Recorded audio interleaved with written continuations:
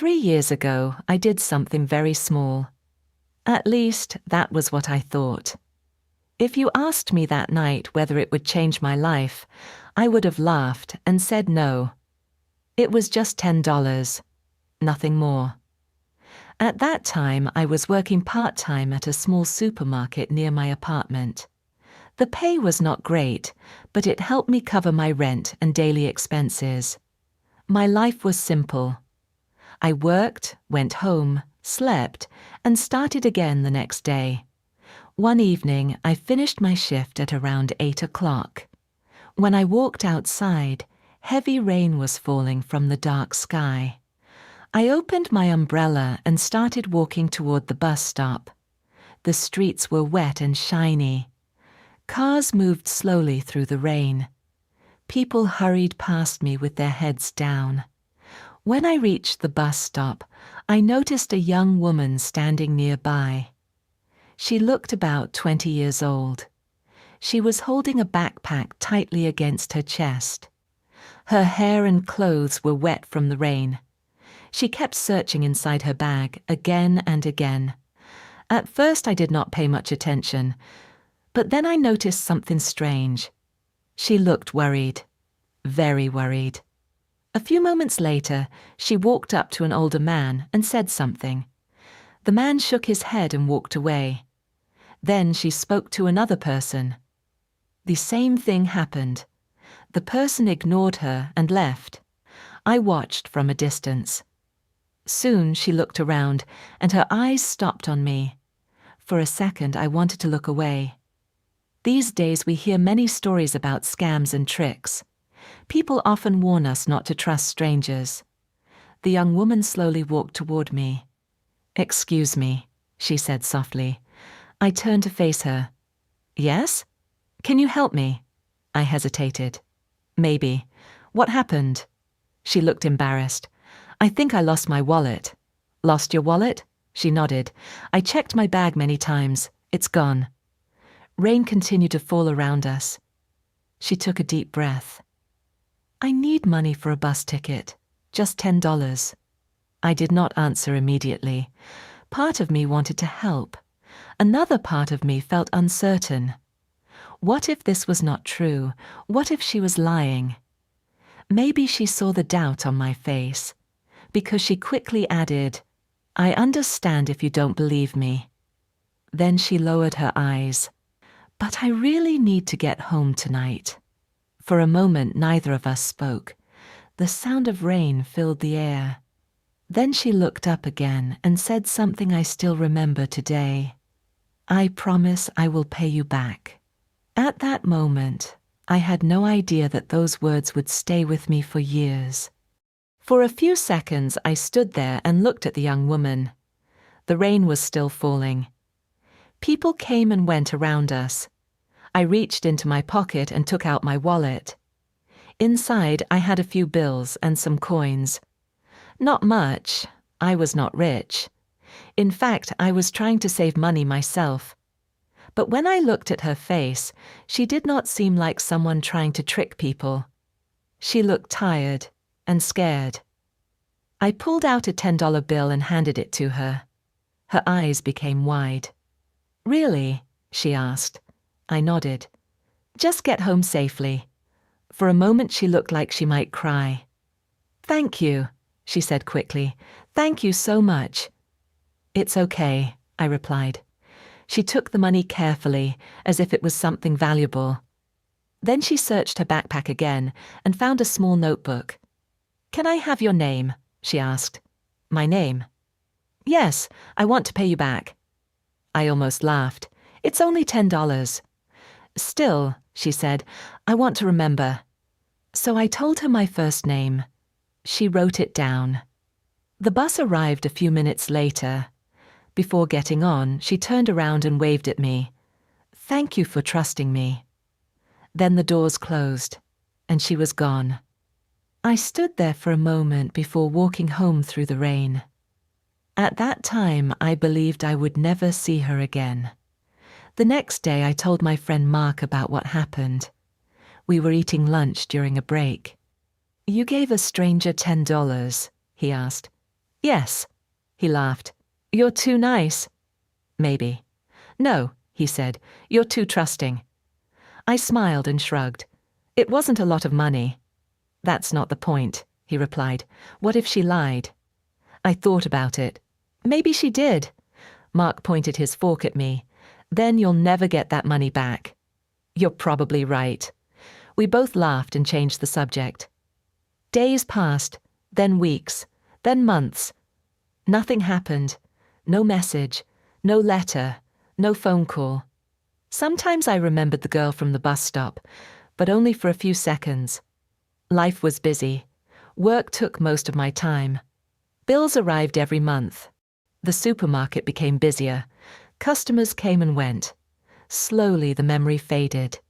The $10 disappeared from my mind. The girl disappeared too. 3 years passed. I never saw her again. And honestly, I stopped expecting anything. Mark turned out to be right. At least, that was what I believed. But life has a strange way of hiding important moments.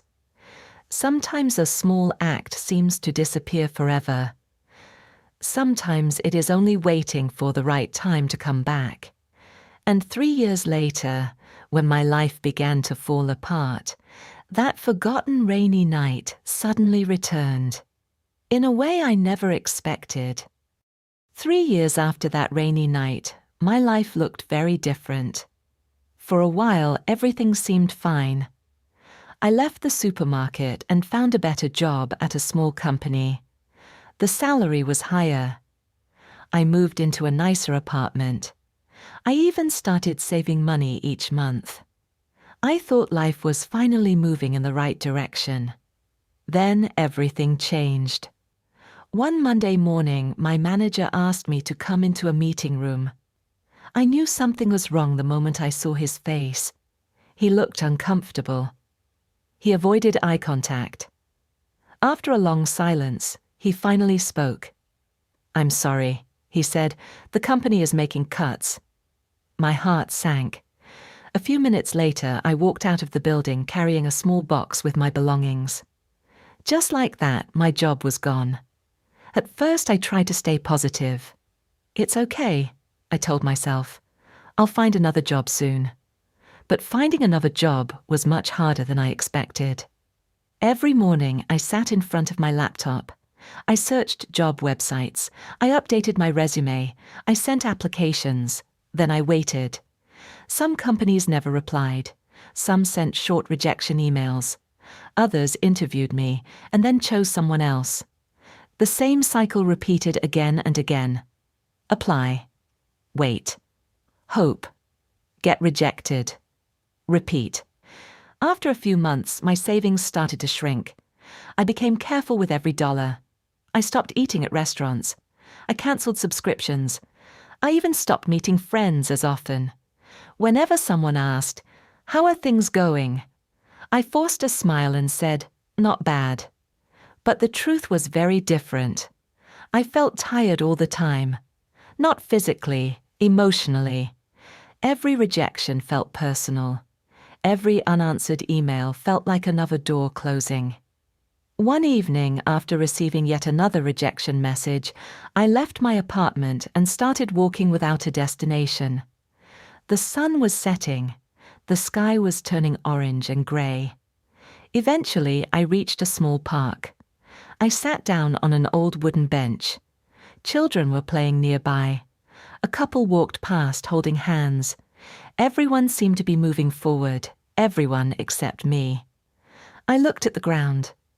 I allowed myself to admit what I was feeling. I was scared. What if I never found another job? What if my savings ran out? What if I had already missed my chance? The questions would not leave my mind. That night, I went home feeling completely defeated. The next morning I woke up and checked my email, just as I always did. Most messages were advertisements. A few were job alerts. Then I noticed one email from an unfamiliar address. I almost deleted it, but something about the subject line caught my attention. I stared at the screen. My heart suddenly began to beat faster. The subject line said, "Do you remember the girl in the rain?" For several seconds I could not move. The words felt impossible. 3 years disappeared in an instant. And suddenly I was standing at that rainy bus stop again. I stared at the email for almost a minute. My hands froze above the keyboard. The subject line was still there. "Do you remember the girl in the rain?" At first, I thought it was some kind of joke. Maybe it was spam. Maybe someone had sent it by mistake. But curiosity won. I clicked the email and started reading. The message was short. "Hello. 3 years ago, you helped me at a bus stop on a rainy night.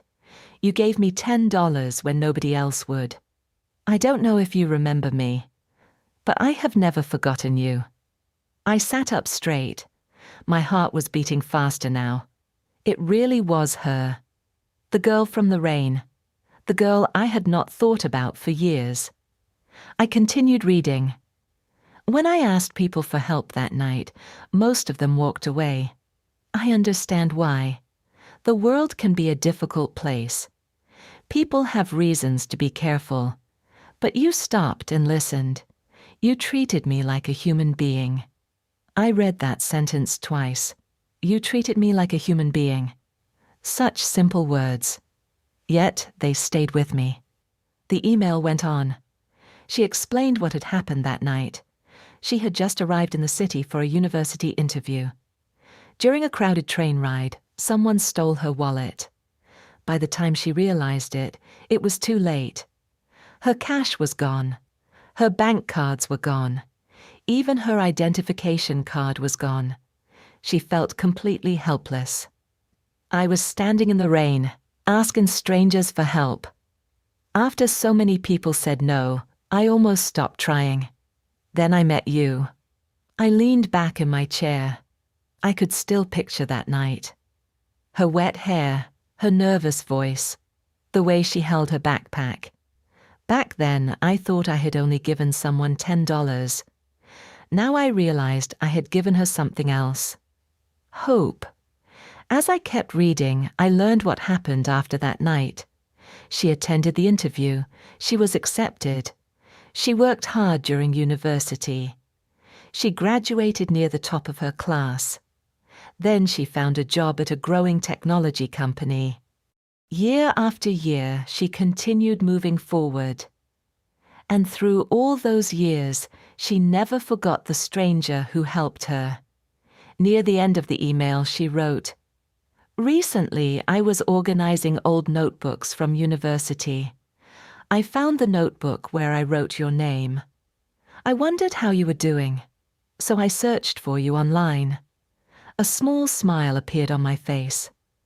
Of all the things that could have happened, an old notebook had brought her back into my life. Then I reached the final paragraph, and everything changed. "I found your professional profile. I noticed that you are currently looking for work. I don't know if this is fate or coincidence, but my company is hiring right now." I blinked. Then I read the sentence again, and again. My chest felt tight. My eyes moved to the next line. "I am now part of the hiring team. If you are interested, I would be happy to arrange an interview." For a moment, the room became completely silent. 3 years ago, I gave away $10 and forgot about it. Now, during the hardest period of my life, that same act had somehow found its way back to me. I looked out the window. The sky was bright and clear. And for the first time in many months, I felt something I had almost forgotten. Hope. But I still had no idea what would happen next. For several minutes, I simply stared at the email. Part of me felt excited. Another part felt nervous. What if the interview did not go well? What if I was not qualified enough? But after months of rejection, I knew I could not let this opportunity pass. So I replied, "Thank you for reaching out. I would love to have the interview." A few days later, we scheduled a video call. The night before the interview, I barely slept. I reviewed my resume again and again. I practiced answers to common questions. I wanted everything to be perfect. When the interview finally began, I recognized her immediately. She looked different from the young woman at the bus stop. More confident, more professional. But her smile was exactly the same. "Hello," she said. "It's nice to see you again." I laughed. I never thought I would hear those words. Neither of us mentioned the $10 at first. Instead, we focused on the interview. We talked about my work experience. We discussed projects I had completed. We spoke about teamwork, problem solving, and future goals. It felt natural. For the first time in months, I was not thinking about failure. I was simply having a conversation. When the interview ended, she smiled. "Thank you for your time." "Thank you for the opportunity," I replied. Then came another wait. But this time, the wait felt different. A week later, my phone rang. The company wanted to offer me the position. For a few seconds, I could not speak. After so many months of disappointment, I finally heard the words I had been hoping for. "You got the job." When the call ended, I sat quietly in my apartment. Then I laughed. Then I cried. Not because of the job alone, but because for the first time in a long time, I felt that life was moving forward again. A few weeks later, after I started working there, the young woman invited me for coffee. This time there was no rain. The sky was blue.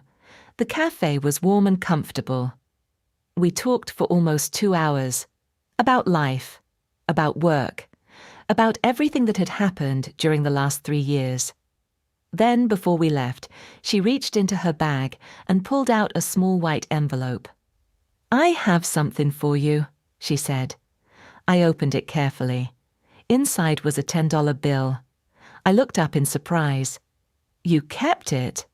She nodded. "All these years." The bill looked old now. The corners were slightly worn, but it had been protected carefully. "I carried it through university," she said. "Whenever things became difficult, I looked at it." I was confused. "It was only $10. She smiled gently. "No." She shook her head. "It was never about the money." For a moment neither of us spoke. Then she added softly, "That $10 reminded me that someone believed I was worth helping." I felt a lump in my throat. As we walked out of the cafe, I kept thinking about her words. Many people believe that small acts do not matter. A kind word, a helping hand, a few minutes of patience, $10. They seem too small to change anything. But sometimes we are wrong. Sometimes the smallest actions leave the deepest marks. You may forget them. The other person may not. And years later, when you least expect it, that kindness may find its way back to you. Not always in the same form, not always from the same person, but it comes back. As I walked home that evening, I looked up at the sky and smiled. 3 years ago, I helped a stranger get on a bus. I thought the story ended there. In reality, it was only the beginning. And that is why I believe this. Kindness travels in circles. Sometimes it leaves quietly, and sometimes it returns exactly when you need it most.